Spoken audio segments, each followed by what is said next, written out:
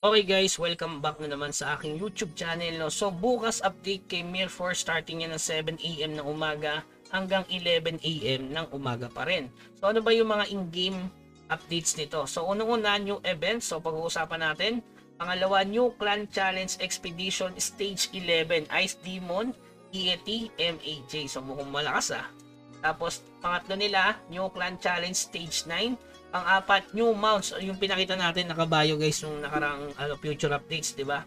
Kasama yung sinabi ko sa inyo na kailangan niyo na mag-hoard ng mga rare items. Sa mga hindi pa nakakapanood, nandiyan yung link sa baba.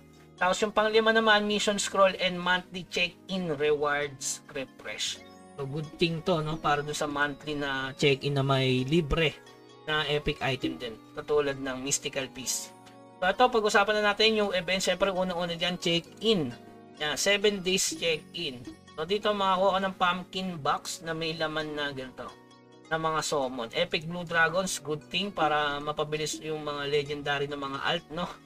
Tapos legendary promotion material box, legendary constitution, puro legendary. Yung may epic, no?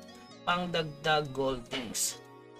So syempre yung pangalawa nila, yung drop event, which is ito yung nagpapasigla sa laro, no? Yung may mga drop event. Yan, katulad yan, kailangan nyo i-farm starting bukas hanggang November 11. So bali 14,000. So pag gagamit ka niyan, syempre dapat piliin mo lang yung kailangang ipalit kasi limited lang yung inyong resources. 14,000 mga boss. So ano yung kukunin niyo diyan? Matic, Epic Dragon Steel, di ba? Itong Epic Pumpkin Jar at saka Rare, syempre ano yan, Codex. Ayan. Dagdag lakas, Rare Mineral Fluid. Ito Dragon Artifact Enchant Scroll. Ito, 50 Spirit Stone Summon Ticket Selection Box. So, good thing din to. Lalo na may Legendary Blue Dragon Statue. Yan, dalawa din yan pang instant Legendary Summon, no? So, yan yung pangatlo naman nila. Ito, kailangan mo sumali sa Discord nila.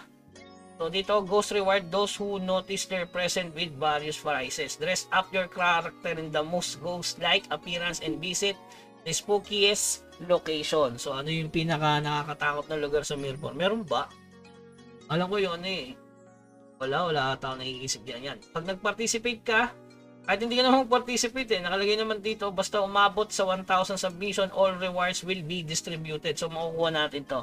Guys, sumali kayo para umabot na 1,000 yung submission sa Discord. Tapos syempre yung huli, yung Legendary Spirit Treasure Event, which is mag-start yan ng November 4, Monday guys. So yan, kailangan nyo lang ng 30 million or 27 million Dark Steel para kung sakaling sumali kayo dito sa Legendary Spirit Treasure Event, makuha nyo yung gusto nyong Legendary. Sana. Pero random pa rin naman yan mga bossing na wala nang bago dyan. Okay, so yun guys, yun lang naman yung update na aabangan natin bukas kay Mir 4 at saka regarding nga pala dun sa boosting server guys sa November na yon, no? Sana sa November 5 tapos sabay-sabay tayo dun sa bagong server magpalakas. Sabi daw nila, napakabilis daw magpa-level kasi boosting server eh. Sila na mismo nag-promote, baka may free item doon. At tandaan nyo guys, limited lang naman yung paglalaro doon. Tapos pwede na kayong tumalon sa mga gusto nyong server. Halimbawa sa server namin, siguro magkakaroon ng free wayfarer doon. At dapat i-meet mo yung level na kailangan para makatalon. Siguro ganun yung mechanics na yan. Okay, so yun lamang guys. Keep grinding. Huwag kalimutan mag-subscribe sa ating channel. Hanggang sa muli. Paalam.